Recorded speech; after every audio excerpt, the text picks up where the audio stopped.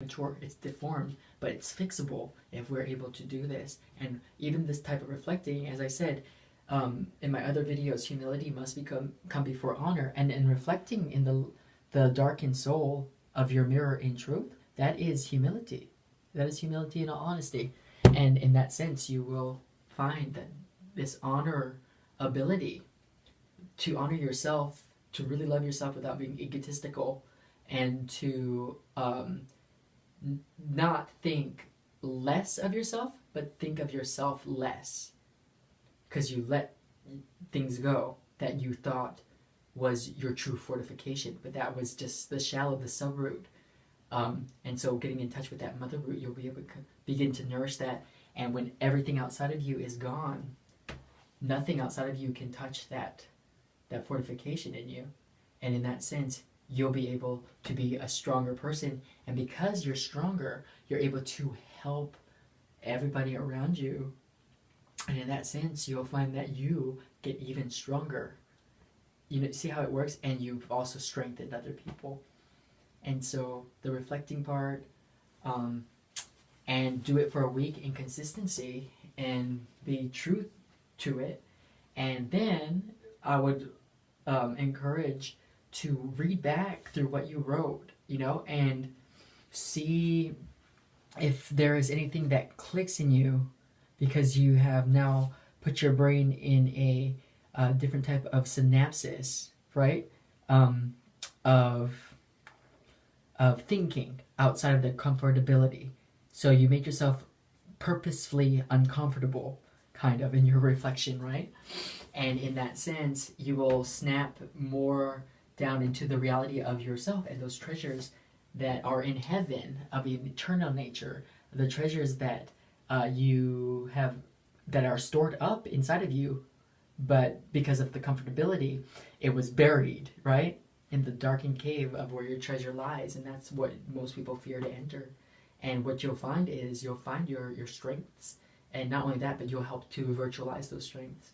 And when you read back and reflect on what you have written throughout the week, if there's any type of eureka moments or words of encouragement that you realized in it, this sense of coaching yourself through it, doing all that stuff, I encourage you to go on YouTube and look for those videos of devastation happening in our country from these natural disasters, and write comments that will help to encourage them, because there's too many, it seems there's too many people who are in the sense of the God is condemning you because it's karma, don't, you know, you at least you're alive, and the other one about do not stir up for, don't get attached to material possessions because they're worthless. Now you know. They're trying to move them forward too fast. And so you, in that sense of your reflection, can be with them in at least a closer attitude of empathy. And you won't be empathetic. You won't be pathetic in your empathy. You'll just be empathy, right? You can empath on them. And empath is that you are pretty much putting their feet, you're putting their brains, their eyes, their nose, their mouth, their feelings, their sensibilities on you, and you're feeling for them. And you don't even have to, if that's only if you have a eureka moment and feel like doing it. If you don't, there's nothing wrong with that. But get in touch with yourself right now and start preparing for disasters to happen that we may not have even have experienced yet, and we know about, but some things that you don't even know about. They just had a tidal wave of ice in Russia, a tidal wave of ice in Arabia. They're having hail and snow, right? That's a desert, like Antarctica's a desert, but like that's an ice desert. This one was a sand desert, and now it's an ice desert, kind of. It's like, it's crazy. Everything is shifting, yeah. And in Arabia they had a river of sand. Yeah. So like you see like these different types of anomalies happening in nature. So it's like now I'm waiting for, I don't know, a tornado of fire, and like you're gonna see things like that, and unprecedented things that probably happened in the past, nothing new under the sun, but not in our time and completely forgotten outside of the scope of history. And so, yeah, it's about reflecting, becoming a stronger person, empathizing, getting in touch with your emotions right now, looking around, knowing that you're comfortable, looking what you take for granted, being thankful for those things now that you're aware of them, and imagining your life without those, and then looking at yourself and really realizing what would happen if you didn't have a phone, what would happen if you didn't have a toilet, like how would you react, what would happen if none of your cars worked, what would happen, where would you go if the grocery stores didn't have food, what would you do to do stuff like that, and getting yourself thinking in that aspect and not being stuck in cognitive dissonance, because the truth will set you free, and sometimes the truth can hurt, but in that hurt, it's budging yourself out of something that you become stuck in, and it's better that you do it you do it for yourself, and let that feeling overflow you, because if a disaster does happen and it's so devastating, I'm not saying that you're not going to feel shock. You cannot know how it feels until it's happened to you, truly. But at the same time, at least you will be prepared, because those treasures that you now have come in touch with, which is your inner strength, these stores of treasures in heaven where nothing is eternal. It's a virtualization. It's a strength that is of the mind, the willpower, right? You will then be able to activate those a lot faster, and you'll see that you'll be thankful that you did, And at the same time, what I wanted to say is, when it comes to changing your mindset, if you change the way that you look at things, the things that you see change, right? And it's really true. You can do that with a mirror. Just stare at yourself and try and change things. And you can change things, like, everything outside of you happens inside of you. That's why, so if it does happen like that, you can change it inside and look at it in a completely different way. For example, I changed the way that I look at thunder. And when thunder's cracking outside, sometimes it's so loud, it shakes the house. It's scary, right? The dogs, animals, they're crazy. It's raining sometimes, but it's a loud boom sound, and everyone's like, oh, and it's a jolt. I felt that before, but now I've changed the way that I look at it, and instead of thinking that God is angry, because that's where my first thought goes, because, I read the Bible, and they're like, God is angry and thunder and lightning. I look at it as God is so powerful, that's how he chuckles. And so when I hear it, I'm like, oh, he's chuckling, and then I'll run outside into it and look up at the sky, because I'm not scared of it. There's a fear, there's a terror, but it's not terrifying. It's not petrifying me where I cannot move. It's not instigating me should we be worried? It's more like, oh, there's a lot of power here. It's positive energy, literally, right? Boom, and lightning. And so I changed the way that I looked at it, and now it doesn't affect me anymore. I conquered a fear that people don't look at it as a fear kind of thing. So it helps you change your mind. You change the way that you look at things that you see change, and in that sense, you'll have more control of it. And in that control, you're not going to freak out. You'll have clear judgment. Yeah. People who are freaking out, they're going to go instinct driven, and when you go instinct driven, in an unprecedented situation, you will do something that you've never had to react like that before, and so you're not going to know what to do, and you could easily hurt yourself. You could see that your true nature will come out, because the situation doesn't make you, it reveals you. And some people who think that they might be more courageous, you'll find that you will do cowardly things just to save yourself because you want to survive or something.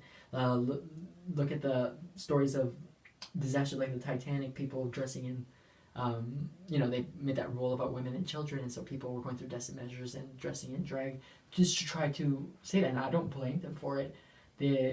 People say that they're cowardly. I don't think it's cowardly. I think that they were very desperate to survive.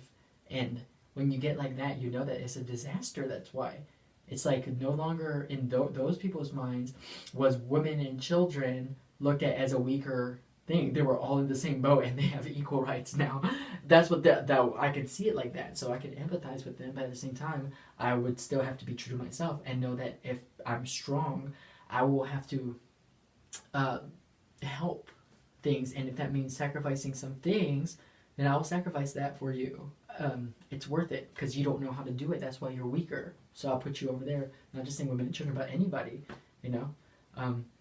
And in that sense, you'll find that you are integral and you know how to handle yourself in a situation that is unprecedented and you might not be able have ever thought of yourself in. That could very well happen. So yeah, and it's what I like to think as well to help you is not about faking it till you make it. It's almost that concept. A lot of people know about those words, but what I've always had a foible on about that, a little alarm, is that the word fake has a connotation of not being real, and you need to be real with the treasures, right? Because you want to make sure that it's going to be pure strength. Yeah, there's not going to be a little bit of doubt there. It's not going to be inconceivable for you. You don't want to fake it until you...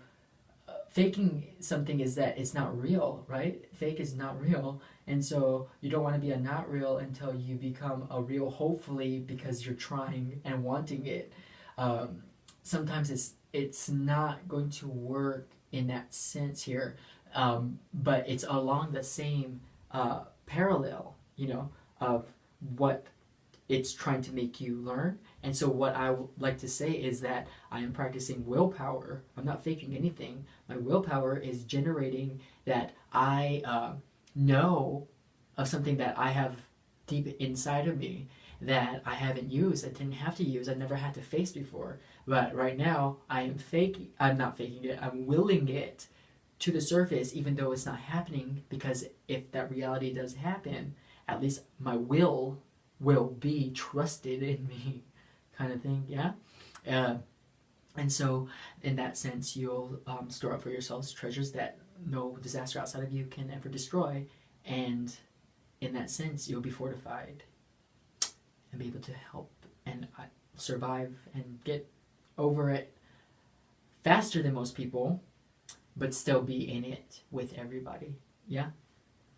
So just attitudes, getting in touch with your reflections, learning about your emotions, looking around what you take for granted right now, and if there's any eureka moments, reach out a helping hand and add some brotherly love to your encouragement. And encouragement means adding to the heart to strengthen. Yeah, you're getting a piece of heart that they've lost, and you're inspiring it. You're breathing life into them, and in that sense, with the context of brotherly love, you are empathizing with them, not as somebody who is over here safe, so I have a right to say something and think that I know what they're going through, or not over here on a religious stance, condemning people who are already so condemned themselves about what just happened, and over here not being so cold and unempathetic, saying just get over it, you know, move on. It's none of those things will work, even though they're right. They're not righteous. They're right. They're not kind, you know. And right now, it's more than kind you have to do. And to be a leader, you have to understand that leadership nowadays, it's more difficult. It's more difficult than it's ever been because we don't have good role models. And so, in a situation where you need a leader to set a standard and a pace of how everyone can be fortified and encouraged in that, if you don't have that, then everyone's going to be lost, and that's going to be a scary thing because people are going to get desperate. And being a leader nowadays, you can't just be flexible in how you approach the situation. It's become so dramatic and detailed and hard, and people not trusting each other and not enough role models, that you have to learn how to become a contortionist with and that's all emotion. That's all emotion, because everyone knows how to do the outside stuff, right? Being prepared and learning how to act and faking it till you make it. But you've not willed it, you know, you've not got in touch with your true strength and your wealth, you've forgotten yourself. And in a situation like that, you need to be truly yourself.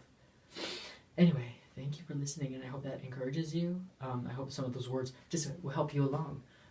Not saying that there's going to be disasters coming. What I'm saying is it's better to be prepared for something that doesn't happen than not be prepared for something that does happen. And it's easy to focus on the external things, to think that you're prepared and fortified, and everyone forgets about their internal, where the true wealth of your strength really resides. So Thank you, and God bless. Aloha.